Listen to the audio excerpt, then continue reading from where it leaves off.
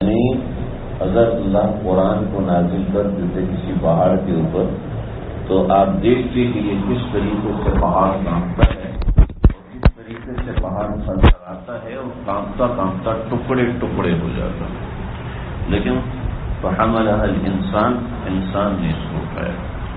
قرآن بہت بڑی کتاب ہے، یعنی آپ اتنا سمجھیں کہ تورات بھی اللہ نے نازل کی ہے، انجیل بھی اللہ نے نازل کی ہے، زبور بھی اللہ نے نازل کی ہے، صحف موسیٰ، حضرت موسیٰ پر کچھ صحیفے نازل ہوئے، صحف ابراہیم علیہ السلام پر کچھ صحیفے نازل ہوئے، دیگر انبیاء پر وحی نازل ہوئی، یہ ساری کی ساری تھی مکتوباً عنده فی التورات، یعنی لکھی ہوئی تھی، مکتوباً بین الدفتین، دو گتوں کے درمیان۔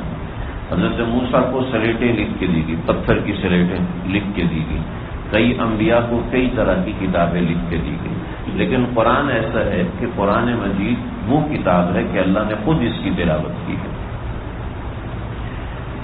اللہ، جو آج ہمیں اللہ موقع دیتے ہیں پڑھنے کا، سننے کا، یہ وہ کلمات ہیں جو اللہ تعالیٰ نے خود تلاوت فرمائے ہیں۔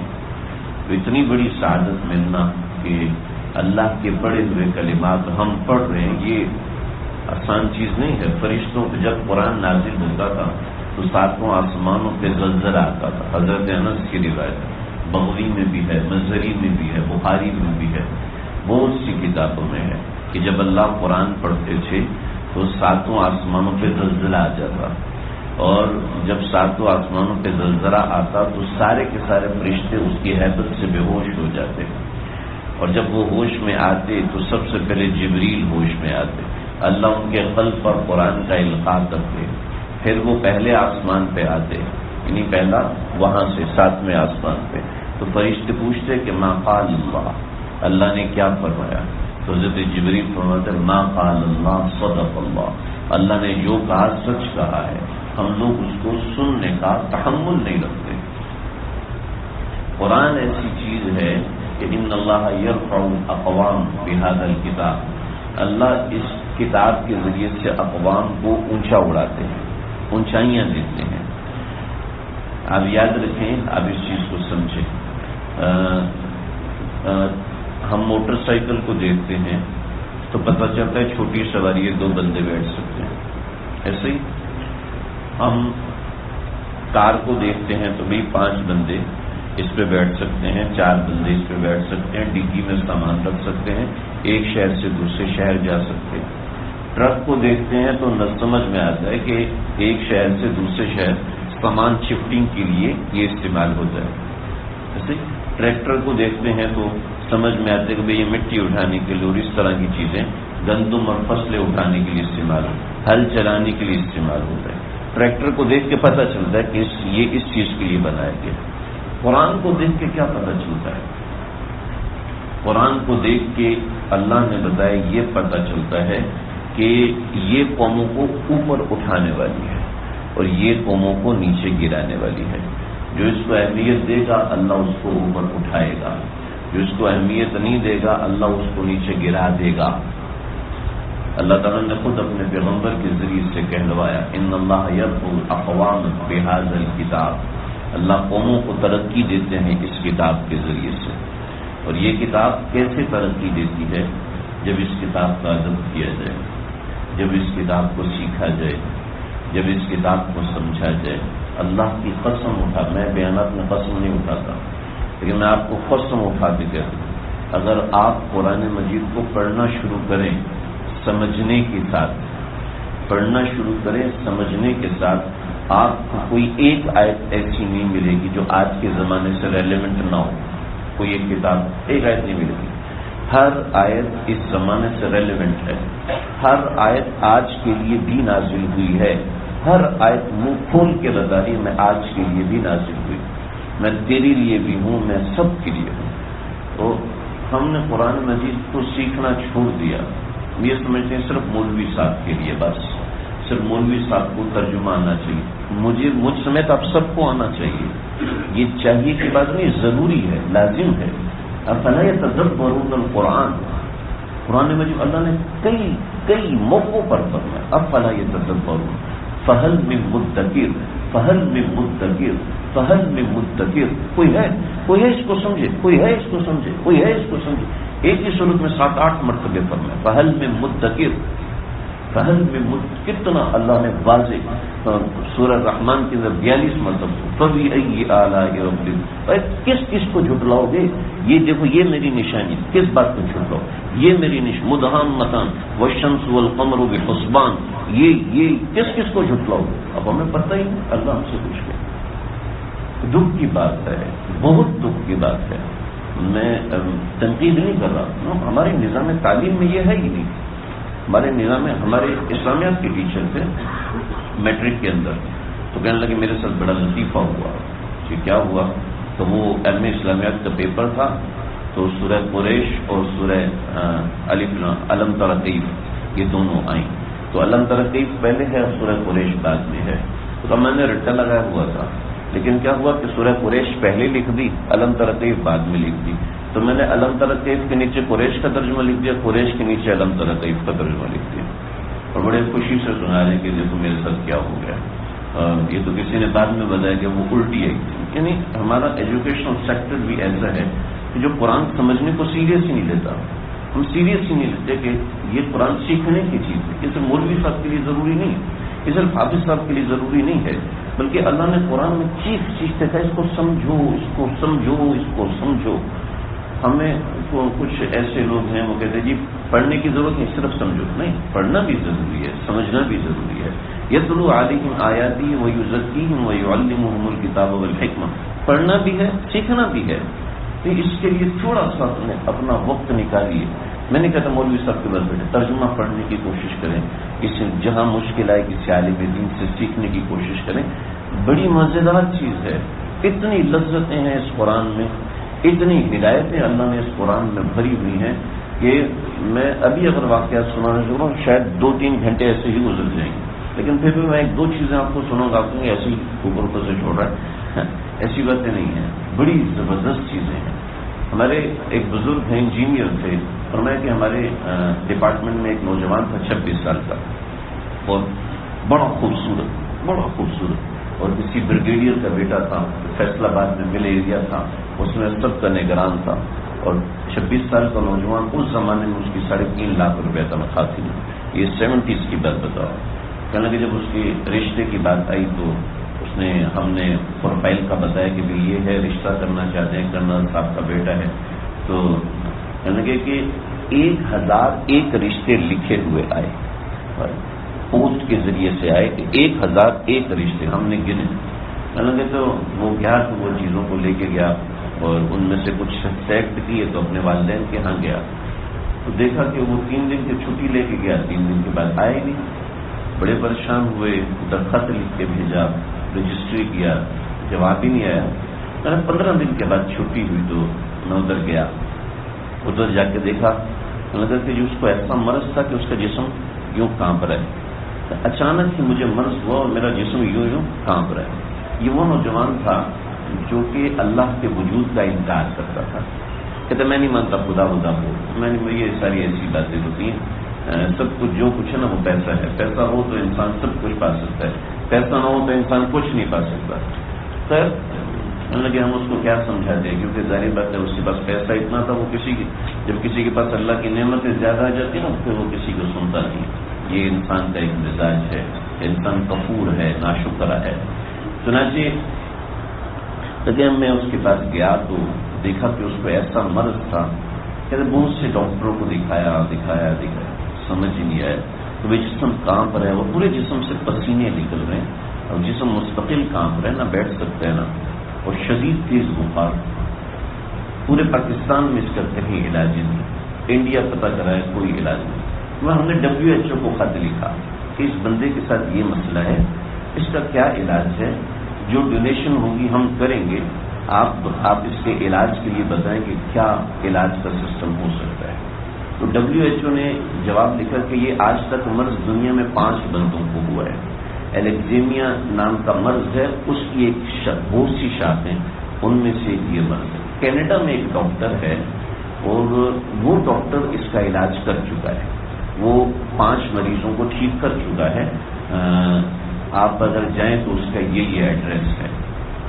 لگا ٹھیک ہے، انہوں نے بات کیا، اپائنٹمنٹ لیا، اور مسئلہ یہ تھا اس زمانے میں پی اے یہ کینیڈا نہیں جاتی تھی، نہ کنیکٹنگ جاتی تھی نہ کسی اور طریقے سے، سعودی ایئر لائن جاتی تھی۔ تو کہنے لگے کہ میں نے اس سے کہا کہ دیکھو یہ ٹکٹ تمہارا ہے، یہ ٹکٹ تمہارے بھائی کا ہے۔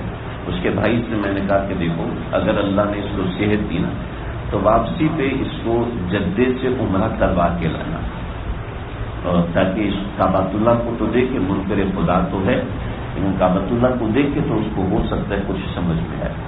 جب لگا ٹھیک ہے، یہاں سے گئے اور پھر کینیڈا پہنچے تو کینیڈا میں ڈاکٹر کا اپنا بیان ہے، تو میں نے اس کو لٹایا اور لٹانے کے بعد خون کا پلازما نکالتا تھا، تو خون کا پلازما نکالتا ہوں، ان میں جو پلازما بیماری کا ہوتا وہ پلازما نکال لیتا، یوں 9 دن مسلسل پروسیس چلتا تھا، اور جتنے پلازما بیماری کے ہوتے تھے وہ نکل جاتے تھے، بندہ ٹھیک ہو جاتا تھا، اور مجھے اس پلازما کی پہچان ہے، لہٰذا میں وہ پلازما نکال لیتا۔ میں اس کا بھی میں نے علاج شروع کیا، لیکن اس کے ساتھ حیرت ہوئی کہ میرے سامنے ایک نئی چیز آئی، اور وہ نئی چیز یہ تھی کہ پلازما ایک ایسی چیز ہے جو مذکر مؤنث بیکٹیریا دونوں سے مل کر بنا ہوتا ہے، لیکن جیسے میں اس کا پلازما نکالتا تو وہ اپنے 2 انڈے چھوڑ دیتے، تو ایک پلازما سے 2 مزید پلازما پیدا ہو جاتے تھے۔ یہ میں حیران ہو گیا، میں نے کہا نہ بھائی، میں نے کہا بھی دیکھو اس کی زندگی ہے ختم۔ 9 دن میں نے کوشش کر لی، اس کا جو بیماری کا پلازما ہے وہ بڑھتا جا رہا ہے، یا تو یہیں پر رکھ لو اور مار دو، یا پھر اس کو واپس لے جاؤ، اس کے ماں بہنوں وغیرہ سے ملوا دو، یہ تو ختم ہونے والا ہے۔ ٹھیک ہے، یہاں سے کینیڈا سے واپس اڑے، اور واپس اڑ کے حالانکہ اتنی کمزوری تھی کہ ویل چیئر سے ہل نہیں سکتا تھا۔ جدہ اترے، اور جدہ میں جو ٹرانزٹ تھا وہ 7 دن کا ٹرانزٹ تھا۔ پہلے زمانے میں ایسے ہوتا تھا 3-4 دن تو عام ٹرانزٹ ہوا کرتا تھا، کیونکہ بورڈنگ کمپیوٹر پہ تو ہوتی نہیں تھی، بورڈنگ تو مینولی ہوتی تھی، اور اس طرح تو 7 دن کا ٹرانزٹ تھا جدہ میں۔ لگا کہ بھائی تو مسلمان تھا اور یہ تھا تو مسلمان لیکن اندر سے دہریہ، کہ میں نے اس کو کہا کہ چلو کعبۃ اللہ چلتے ہیں، تو یہ بھی چل پڑا۔ جب کعبۃ اللہ پہنچا تو یہ ویل چیئر پہ بیٹھا رہا، اور میں نے عمرہ کیا، عمرہ کر کے آ گیا۔ اگلے دن پھر لے کے چلا گیا، 7 دن سے کیا کرتے 7 دن، تو اگلے دن کہنے لگے کہ اس نے اللہ سے دعا کی، اللہ اتنے لوگ تیرے کعبے کو چمٹے ہوئے ہیں، اتنے لوگ تجھ سے معافیاں مانگ رہے ہیں، اگر تو واقعی ہے نا تو کل مجھے ایسا کر دینا کہ میں بھی ان کے ساتھ کھڑا ہو سکوں۔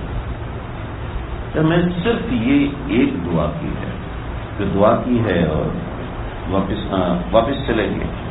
اگلے دن بھائی لے کر آیا ہے، کہ جسم کا جو تھرلنگ تھی سب ختم ہو گئی، جو شیورنگ اندر ہو رہی تھی پوری باڈی میں ایک دم سے ختم ہو گئی، اور پسینہ یہ کچھ بھی نہیں۔ حیران ہوا، اٹھ کے چلا کعبہ کا طواف کیا۔ جب بھائی آیا چیخ ماری کہاں گیا، تو میں نے کہا میں ادھر ہوں، اتنا رش تو ہوتا نہیں تھا اس زمانے میں، میں ادھر ہوں۔ حیران ہوا، بہت ہی حیران ہوا، کبھی سمجھ میں نہیں آئی کہ وہ بیماری جس کا پلازما ڈبل پلازما پیدا کر رہا تھا وہ بیماری چلی کر گئی۔ تو وہاں سے اڑے ہیں، پاکستان پہنچے ہیں، تو جب میں ان سے ملنے گیا تو کھانے کا وقت تھا، تو اس نے کہا پہلے کھانا کھائیں یا نماز پڑھیں، تو میں حیران رہ گیا بھی ہوا کیا؟ تو یہ ہوا کہ اللہ تعالیٰ نے کسی کی ہدایت کا کیا سبب بنایا، اللہ تعالیٰ کسی کے لیے کیا کیا دنیا کا نظام بدلی فرما دیتے ہیں۔ تو اس نظام میں یہ قرآن ہے۔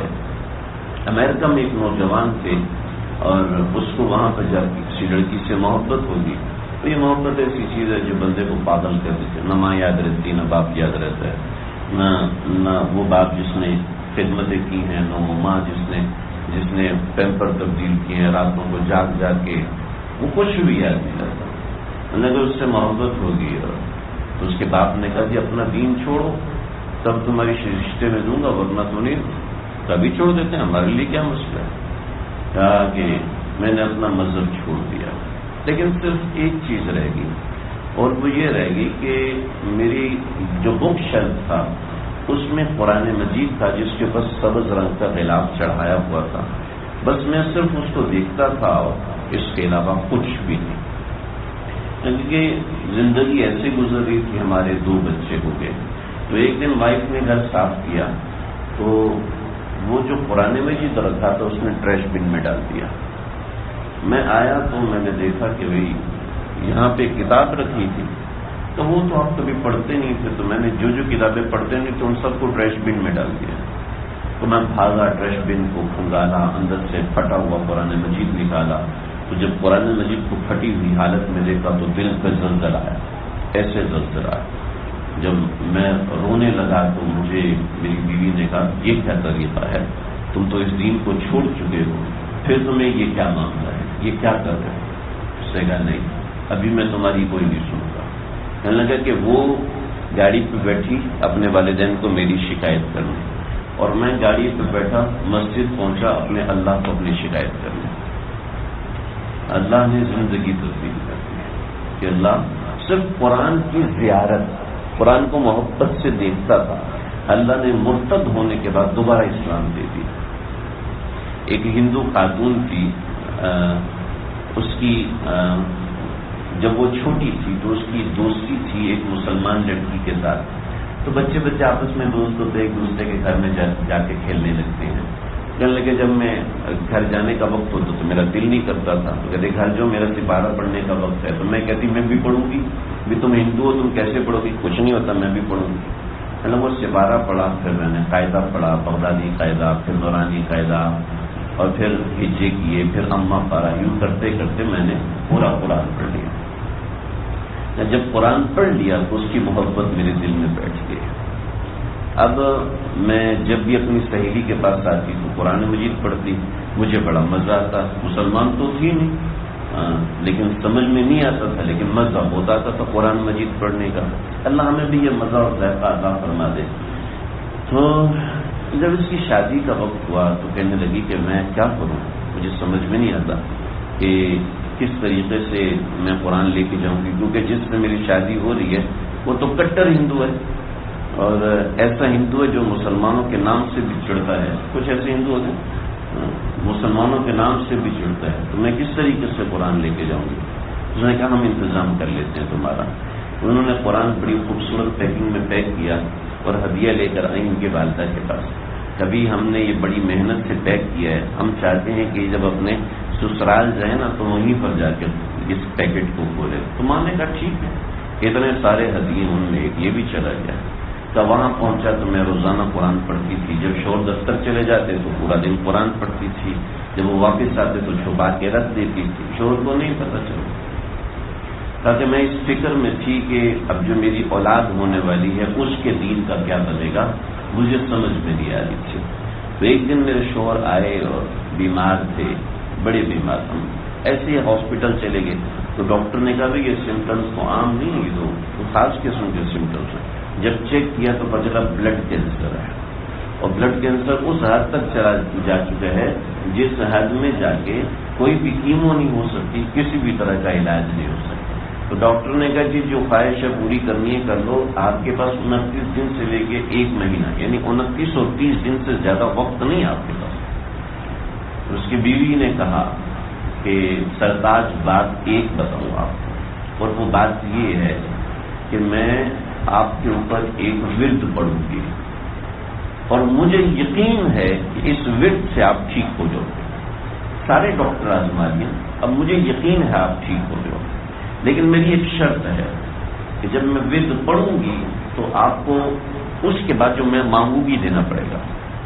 اور اس نے کہا مر رہا ہوں، اب جو مانگوں گی ظاہر بات ہے دوں گا، میں کیا کر سکتا، موت کو دیکھ کے تو ہر کوئی پریشان ہو جاتا ہے۔ ٹھیک ہے، روزانہ سورہ فاتحہ پڑھتی تھی، میری معلمہ دم کرتی تھی، روزانہ سورہ فاتحہ میں بھی اپنے شوہر پہ پڑھ کے دم کرتی، پانی پلاتی۔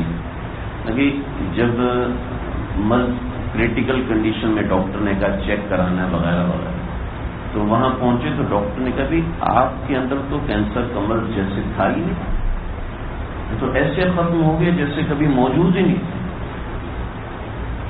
بیوی سے بھی کیا کیا ہے تم نے؟ تو آپ نے وعدہ کیا تھا، اچھی بالکل کیا تھا، اپنے وعدے پہ قرآن مجید لے کر رکھا، یہ پڑھ کے دم کیا آپ کو۔ اب وہ معجزہ اپنی آنکھوں سے دیکھ چکا تھا. کہنے لگا اب ہم کیا کریں گا, پورا خاندان کٹر ہو تو قتل کر دے گا, ذبح کر دے گا, چھوڑے گا نہیں, اب کیا کریں. اس نے کہا میں ایک کام کرتا ہوں. اس نے یہیں بیٹھے ہوئے جدہ میں اور ریاض میں اپلائی کیا. کمپیوٹر کا ماہر تھا, اس کی ریاض میں نوکری ہو گئی. بطور مسلمان یہ ریاض میں چلا گیا, شفٹ ہو گیا. اب ہر مہینہ عمرہ بھی کرتے ہیں, قرآن بھی پڑھتے ہیں, قرآن بھی سنتے ہیں. کہ ایک ہندو کو قرآن نے ہدایت دی. ٹھیک ہے جی, ٹھیک ہے جی. ایک ہندو کو قرآن نے ہدایت, تم مسلمانوں کو قرآن وہ کھانے کے لیے بلا رہے آپ لوگوں کو, بس میں آپ کا وقت لے رہا ہوں. تو ایک ہندو کو قرآن ہدایت دے سکتے تو ہمیں نہیں دے سکتے. قرآن مجید پڑھنے کی عجیب و غریب چیزیں ہیں. بہت سے لوگ ایسے ہیں 3 دن 4 دن میں قرآن مجید مکمل کرتے.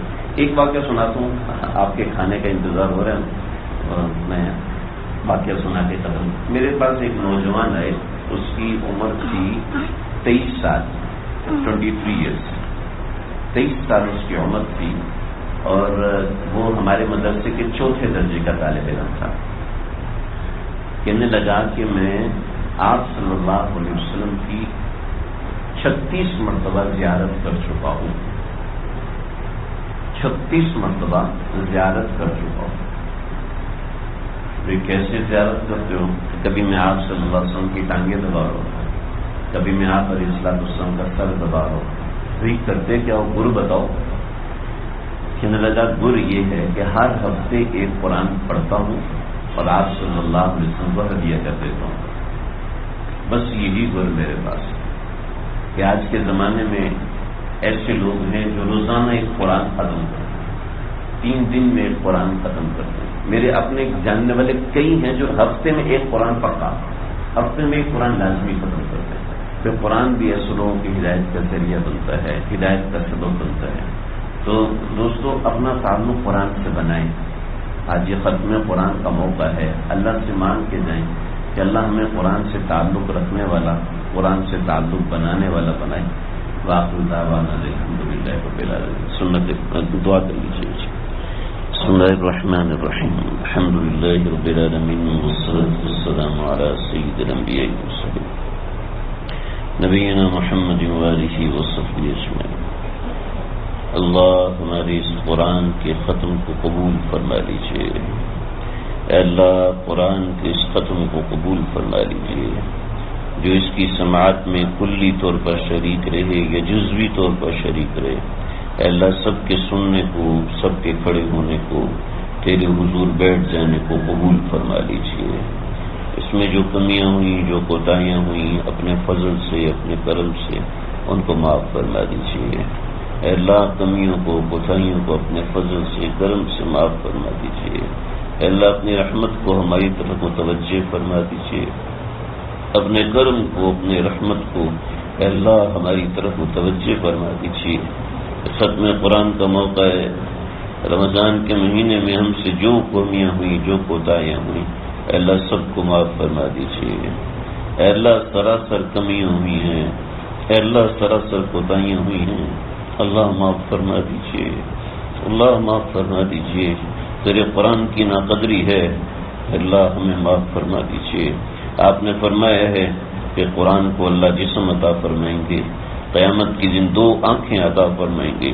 یہ دیکھے گا اور دیکھ کر بتائے گا اللہ اس نے میری عزت کی تھی, اس نے میری قدر کی تھی, اس نے مجھے پڑھا تھا, اس نے مجھے سمجھا تھا, اس کو معاف کر دیجیے. اور اللہ جس نے اس کو پڑھا نہیں ہوگا, جس نے اس کو سمجھا نہیں ہوگا, اس کو دیکھ کے قرآن گریبان سے پکڑے گا اور بولے گا اللہ اس نے میری قدر نہیں کی, اللہ اس نے مجھے الماری میں رکھ دیا, اس نے مجھے جزدان میں بند کر کے رکھ دیا. اللہ اسے آپ معاف نہ فرمائیے, اس نے میری قدر نہیں کی, آپ بھی اس کی قدر نہ کیجیے. اے اللہ تیرے نبی نے فرمایا ہے القرآن حجت لک او حجت علیک, کہ قرآن تیرے لیے گواہی دے گا کہ تیرے خلاف گواہی دے گا. اللہ قرآن کو ہمارے حق میں گواہی دینے والا بنائیے. اللہ قرآن کو ہمارے حق میں گواہی دینے والا بنائیے. اللہ ہماری کوتاہیوں کو معاف فرمائیے. جو ہم نے قرآن کی ناقدری کی ہے اللہ معاف فرمائیے. اللہ جو قرآن کی نافرمانی کی ہے اللہ معاف فرمائیے. ہمیں ہر زبان کا خیال ہے، ہمیں ہر ترقی کا خیال ہے، لیکن قرآن کی ترقی کا خیال نہیں۔ اللہ ہمیں معاف فرما دیجیے، اس ناقدری کو معاف فرمائیے، اس ناسپاسی کو معاف فرمائیے۔ اللہ دونوں جہانوں کے پروردگار ہمارے صغیرہ کبیرہ تمام گناہوں کو معاف فرمائیے۔ ہمیں جو لوگ بیمار ہیں گھروں میں، ہسپتالوں میں، جہاں کہیں بیمار ہیں، اللہ سب کو شفاء کلی عطا فرمائیے۔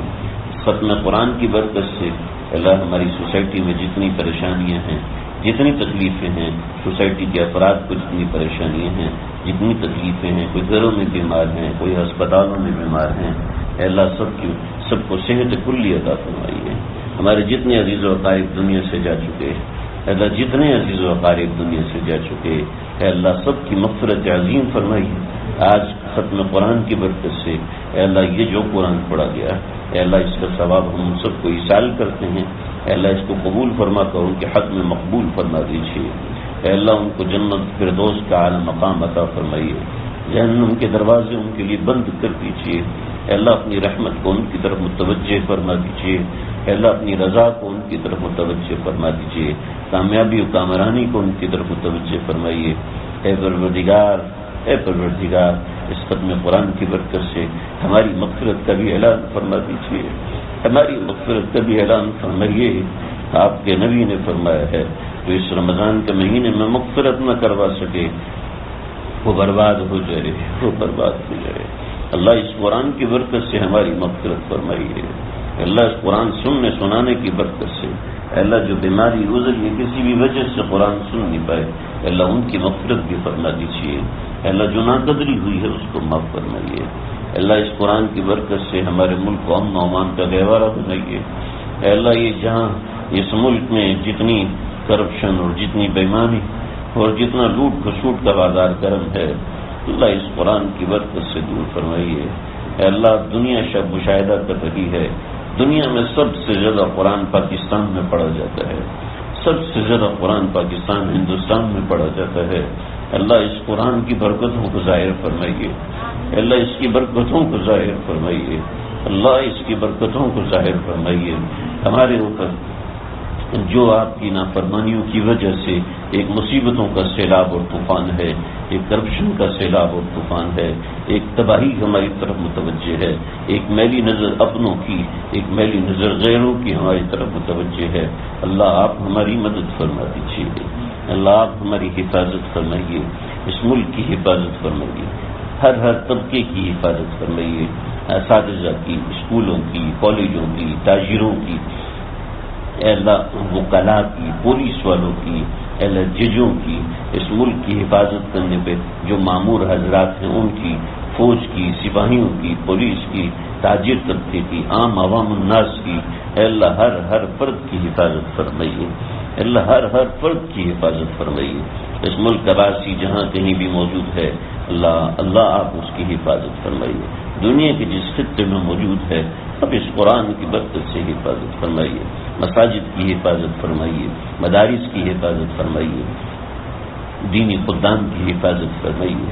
اے اللہ اے ہمارے دلوں میں جو جائز حاجات ہیں، اللہ اس ختم قرآن کے موقع پہ اے اللہ آپ سب حاجات کو اپنے فضل سے، اپنے کرم سے، اے اللہ اپنے فضل سے، اپنے کرم سے اے اللہ پورا فرمائیے۔ پچھلے برسوں میں ہمارے مسجد کے اندر دعا کے اندر کئی حضرات شریک تھے، اے اللہ اس وقت وہ تیرے حضور بیٹھے ہوئے ہیں، ان کی مغفرت فرمائیے۔ ہماری مسجد کے ابتدائی ساتھیوں میں ڈاکٹر ظہیر صاحب رحمۃ اللہ تعالی علیہ ہو گئے، ہماری سوسائٹی کے کئی دوسرے افراد جو آج ہمارے اندر موجود نہیں ہیں، اللہ سب کی مغفرت فرمائیے۔ کئی لوگ بیماری سے گزرے ہیں، اللہ سب کو شفاء کلی عطا فرمائیے، اللہ سب کو شفاء کلی عطا فرمائیے۔ میرے شاہ جہاں بھائی کا آپریشن ہوا ہے، صحت عطا فرمائیے۔ میرے خورشید صاحب کا آپریشن ہوا ہے، اللہ صحت عطا فرمائیے۔ کئی لوگ بیماری سے گزرے ہیں، اللہ سب کو شفاء کلی، سب کو شفاء کاملہ عاجلہ مستمر عطا فرمائیے۔ کسی کے والدین کا انتقال ہوا، کسی کے بہن بھائیوں کا انتقال ہوا، اے اللہ سب کی مغفرت فرمائیے، بخشش کاملہ فرمائیے، ہم سب کی حاجات کو پورا فرمائیے، ہم سب کی پریشانی کو دور فرمائیے۔ ربنا لا تدع لنا ذنبا الا غفرته ولا هما الا فرجته ولا دينا الا قضيته ولا مريضا إلا شفيته ولا حاجة من حوائج الدنيا والآخرة إلا قضيتها يا أرحم الراحمين. وصلى الله تعالى على خير خلقه محمد وآله وصحبه أجمعين برحمتك يا أرحم الراحمين. آمين.